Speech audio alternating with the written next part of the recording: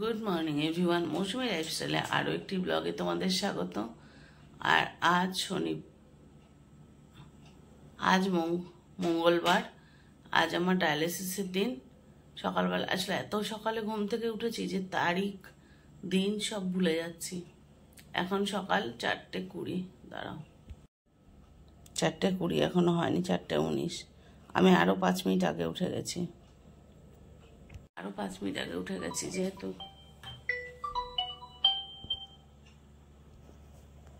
যেহেতু মঙ্গলবার, ডায়ালিসিস, সঙ্গে মিঠির স্কুল। আর টিফিনের জন্য এই দেখো রাত্রে ময়দা মেখে রেখেছিলাম, এখন করবো মিঠির টিফিন, মামের স্কুলের টিফিন, ওর বাবা খেয়ে অফিস যাবে তার টিফিন। রাত্রেবেলা ঘুগনি করে রেখেছিলাম, তোমাদের মনে হয় দেখিয়েছিলাম, ভুলে গেছি। সেটা গরম করবো আর পরোটা করব। আর আমার জন্য শুকনো একটু চিড়ে ভাজা করব। এগুলো করব বলে এত সকালবেলা ঘুম থেকে ওঠা। তো চলো শুরু করে দিই, নাহলে দেরি হয়ে যাবে। 4:20 হয়ে গেছে, 4:10 শুরু করতে পারলে ভালো হতো। উঠতে ইচ্ছা করছিল না, দেখো চোখ টোক ফুলে, আমার এত ঘুম পাচ্ছে না। যাই হোক চলো ঝটপট শুরু করে দিই, নাহলে আবার টাইমে শেষ করতে পারবো না। তো আমার টিফিন করা হয়ে গেছে, চা করা হয়ে গেছে, সব রেডি। আর এখন সময় 5টা বাজতে 5 মিনিট বাকি। মিঠির টিফিন, আমার হাতে সময় ছিল বলে আমিও 2টো রুটি করলাম। এটা মা আর ওর বাবার চা,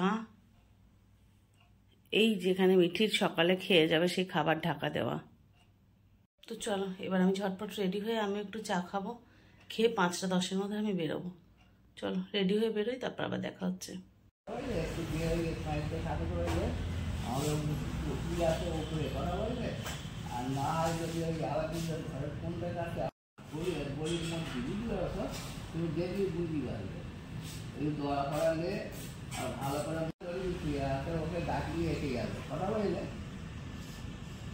ডায়ালিসিস করে বাড়ি চলে এসেছি, মাঝখানে আর আসিনি তোমাদের সামনে। একটু দুর্বল লাগছে, এসে আগে স্নানটা করে নিয়েছি। আর যেহেতু রোজ প্রেশারটা হাই হচ্ছে, এসে মাথা ভিজিয়ে মানে শ্যাম্পু করে স্নান করিয়েছি। মাম শ্যাম্পু করে দিয়েছে, মিঠিও স্কুল থেকে বাড়ি চলে এসেছে, মিঠিও শ্যাম্পু করেছে।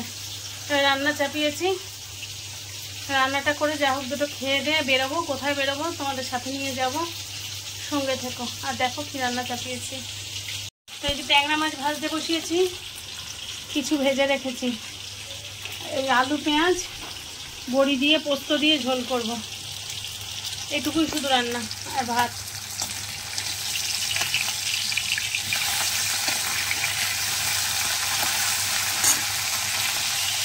দাদা অফিস গেছিল, চলে এসেছে, যেহেতু বিকালে বেরোবো এবং দাদার অফিসের কাজেই বেরোবে, সঙ্গে শুধু আমরা একটু যাব, মানে আমাদের একটু অন্য প্রয়োজন আছে, সেই জন্য সঙ্গে যাবো। তো এক্ষুনি বাড়িতে ঢুকলো। তো চলো ঝটপট রান্না সেরে নিই, কারণ বেশ বেলা হয়ে গেছে। বুঝতেই পারছো ডায়ালিসিস করেছে তো সঙ্গে সঙ্গে রান্না চাপাতে পারি না, কষ্ট হয়ে যায়। তো এর সাথে একটু বসেছিলাম, তারপর স্নান করলাম, তবে এসেছি, মানে বেশ বেলা। চলো ঝটপট করে নিই, তারপরে আবার ফিরে আসছি। তো আমরা রেডি হয়ে গেছি, আমরা বেরোবো। আর আমরা যাচ্ছি হচ্ছে কোথায় মা? বাড়ি, আমাদের গ্রামের বাড়ি। মিঠি কতদিন ধরে যাচ্ছে মা? মিঠি প্রায় 2 বছর, না 1.5 বছর তো বটেই। মিঠি আমি আর তুমি গেছিলাম, আমি আর মাম গেছি, মাঝখানে ওর বাবা আর আমি গেছি, কিন্তু মিঠি অনেক দিন যায়নি। মিঠিও রেডি, মিঠি কেমন? এই যে মামও রেডি, এই যে ইনিও রেডি। আজকে সব পরিবারে আমরা যাচ্ছি, সবাই চলো আমাদের সাথে। আসলে ওর বাবা যাচ্ছে ওখানে। যাত্রাটা যখন আমরা ছিলাম তখন ওখানে আমরা মানে আমি তোমাদের বলেছি না, এইটা আমাদের আসল বাড়ি, ওটা আমরা ওখানে যখন আমরা দুজনে 2টো অর্গানাইজেশনে ছিলাম, কাজ করতাম, তখন ওই বাড়িটা আমরা বানিয়েছিলাম। তো সেই হিসাবে আমাদের যাত্রার বাড়িটা তৈরি। তো ওখানে একটা সংগঠন আছে, মানে এনজিও, যারা এনজিও মানে বুঝতে পারছো সোশ্যাল ওয়ার্ক করে। তো একটা এনজিওর সাথে একটা এনজিওর একটা মানে কানেকশন থাকে, যোগাযোগ রেখে ওরা কাজ টাজ করে। তো ওর বাবা যাবে সেখানে ওদের অফিস রিলেটেড কথা বলতে, ওর বাবার সিনিয়রও সঙ্গে যাবেন। তো ভাবলাম ওরা যখন যাত্রাতে যাচ্ছে, আমরা কেন এই সুযোগটাকে মিস করি, আমরাও টুক করে একটু ঘুরে আসি। আর সবচেয়ে বড় কথা, ওরা যে সংগঠনে যাচ্ছে আমি সেই সংগঠনের পুরনো স্টাফ। তা ভাবলাম সবার সাথে একটু দেখা করে আসি, অনেক বছর দেখা হয় না।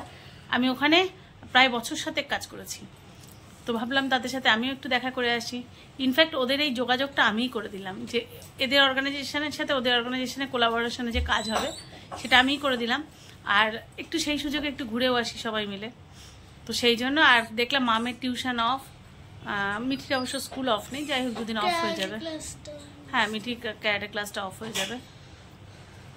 তো যাই হোক, চলো আমরা সবাই রেডি। আমার খুব আমার ওখানে যেতে খুব ভালো লাগে, কত বড় উঠোন আছে, ওখানে আমি অনেক খেলবো। আর এর মধ্যেও খাতা পেন্সিল আছে। খাতা পেন্সিল শুধু? ক্লাচার,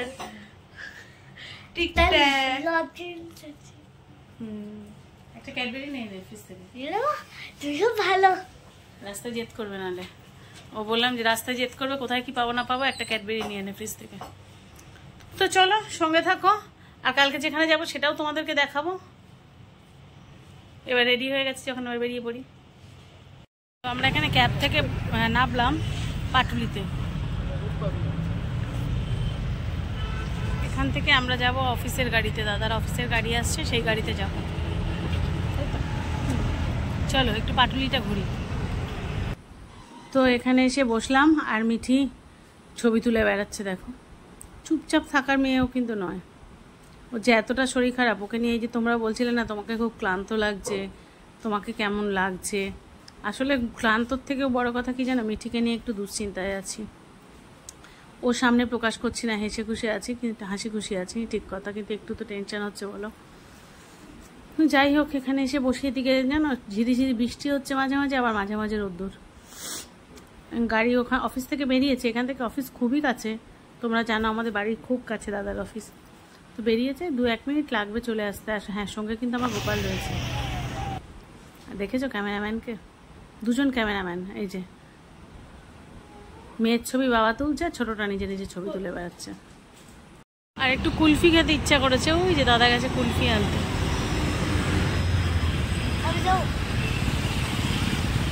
মেন রাস্তার উপরে যাওয়ার কোনো দরকার নেই মা, এখানে বসো। ও মিঠি কুলফি খেতে পারবে না।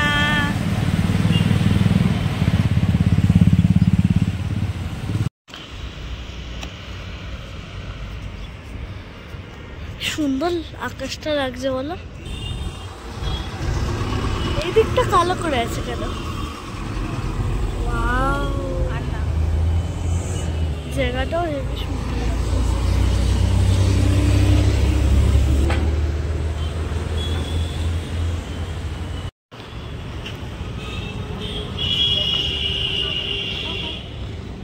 খাবে না তুমি? এমাম কুলফি খাবি? বাপি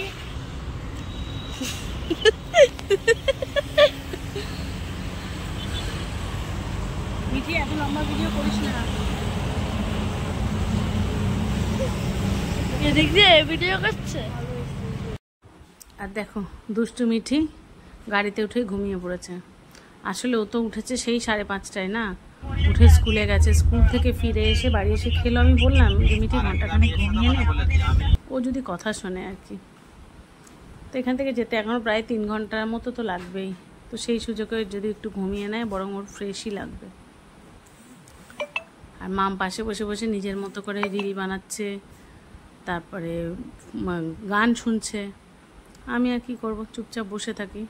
আমার চোখে ঘুমও নেই, তবে খুব ক্লান্ত লাগছে।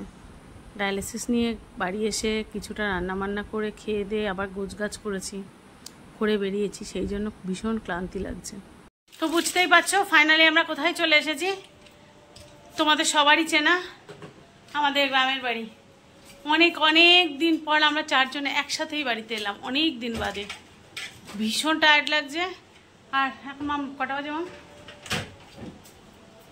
তো 8:18। এখন রান্না করতে হবে, বুঝতেই পারছো। যদিও ডাল আলু ভাজা ভাত করব, এর বাইরে কিছু করার ক্ষমতা নেই, কিন্তু সেটুকু হলেও তো করতে হবে। তো ঝটপট রান্না বসাই, কিন্তু ওই জায়গাটাকে তার আগে রান্নার জায়গা পরিষ্কার করতে হবে, প্রচুর কাজ। চলো ঝটপট কাজ ছেড়ে নিই, তারপরে আসছি। তোমাদের শুধু বাড়িটা দেখাতে এলাম যে দেখো আমরা কোথায় এলাম ফাইনালি। রান্না বান্না হয়ে গেছে সব, এখানে কষ্ট হয়ে গেছে, 10:30 বাজে, এখনো খেতে পারিনি। যে মিটি খেতে বসেছে, কিন্তু বেচারাকে এখনো খেতে দিতে পারিনি। এসে কি করলাম তোমাদের দেখাই। ভাত, ডাল করলাম, ঢেঁড়স আলু ভাজা, আর বাড়িতে তোমাদের দেখিয়েছিলাম ট্যাংরা মাছ আলু বড়ি দিয়ে পোস্ত দিয়ে। এই রান্না করেছি আর খুব ক্লান্ত লাগছে। এখন ঝটপট করে মিঠিকে খেতে দেবো, নিজেরা খাবো, খেয়ে শুয়ে টুয়ে পড়বো। দেখি ফ্যানটা চালাই, খুব গরমে কষ্ট হচ্ছে। তো চলো মিঠিকে খেতে দিয়ে নিই, তারপরে আবার কথা বলছি। তো মা মিঠিকে খেতে দিয়েছি, ওর বাবা স্নানে গেছে, স্নান করে এলে তখন আমরা বসবো।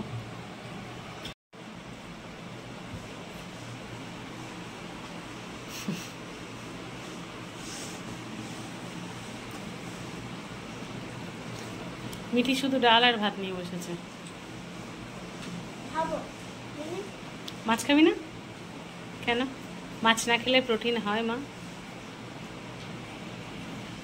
তো খাওয়া দাওয়া সব শেষ করে নিয়েছি, অনেক আগে হয়ে গেছে, তোমরা দেখতেই পেয়েছিল, বেশ রাত হয়ে গেছিল। তো ওই বাড়িতে যেহেতু দেখলে যে তোমার দাদার সঙ্গে দাদার অফিসের যিনি কালিগ নয়, উনি সিনিয়র, তো উনি এসেছেন, সেই জন্য ওই বাড়িতে আমরা শুইনি। কারণ ও বাড়িতে দুটো ঘর, একটা ঘরে বিছানাটা একটু বড়, কিন্তু তাহলেও মানে ওটা দুজন পুরুষ মানুষের জন্য ঠিক আছে, কিন্তু আরেক ঘরে বিছানাটা ছোট, সেখানে বাচ্চাদের নিয়ে আমি একা শুতে পারবো না, মানে হবে না, জায়গা হবে না। তো সেই জন্য বোনের বাড়ি শুতে চলে এসেছি বাচ্চাদের নিয়ে। আমরা এখানে এসেছি রাত 12টা বেজে গেছে, আর এখন যেন কটা বাজে, রাত 1:15। এখন ভিডিও এন্ড করতে এসেছি। আসলে এত ক্লান্তি লাগছে, বুঝতেই পারছো, সকালে ডায়ালিসিস, তারপরে রান্না করে আসা, তারপরে এখানে এসে বাকিটা করা, প্রচণ্ড ক্লান্ত লাগছে। কিন্তু যেহেতু এসেছি, এসে গল্প করতে করতে এখন রাত 12:44। তো এত রাত হয়ে গেছে, আর আমার চোখ মুখ দেখে বুঝতেই পারছো প্রচণ্ড ক্লান্ত লাগছে, ঘুম পাচ্ছে, কিন্তু যেহেতু অনেকদিন পরে একটু গল্প করতে করতে দেরি হয়ে গেছে। তো চলো আজকে ভিডিওটা এখানেই শেষ করি। সবাই যে যেখানে আছো ভালো থেকো, সুস্থ থেকো। আর যদি কোনো নতুন বন্ধু আমার চ্যানেল সাবস্ক্রাইব এসে দেখেছো সব এলোমেলো বলছি রাতের চোটে, যদি কোনো নতুন বন্ধু আমার চ্যানেল ভিজিট করে থাকো, তাহলে প্লিজ আমার চ্যানেলটাকে সাবস্ক্রাইব করে পাশে থেকো। আর যদি আজকের ব্লগটা একটুও ভালো লেগে থাকে, লাইক কমেন্ট শেয়ার করে পাশে থেকো। দেখা হচ্ছে নতুন ব্লগে, ততক্ষণের জন্য সবাইকে শুভরাত্রি।